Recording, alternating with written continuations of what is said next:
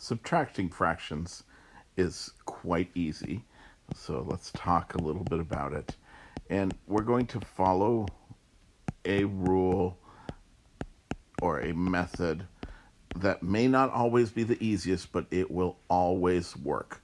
So there's other ways to do it.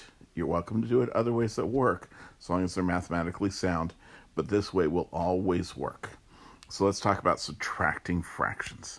So when we subtract fractions, we just need to take two fractions. Let's say we have 3/8 and we want to subtract 5/12.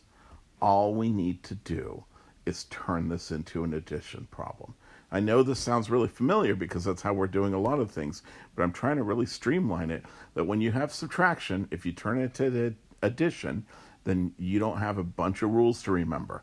So remember, the subtraction goes with the number after it.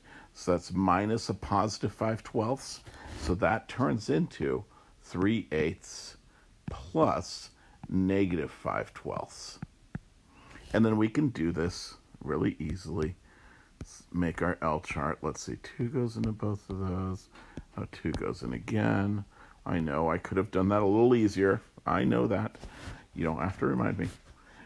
3/8 then gets multiplied by 1 in the form of 3/3, which is 9/24, and then 5/12, negative 5/12. Can't forget that negative. Negative 5/12 multiplied by 1 in the form of 2/2 becomes negative 10/24. And then we just add these. And so we have a common denominator of 24.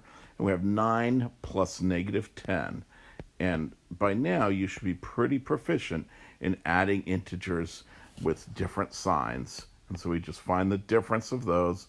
Difference of 9 and 10 is 1.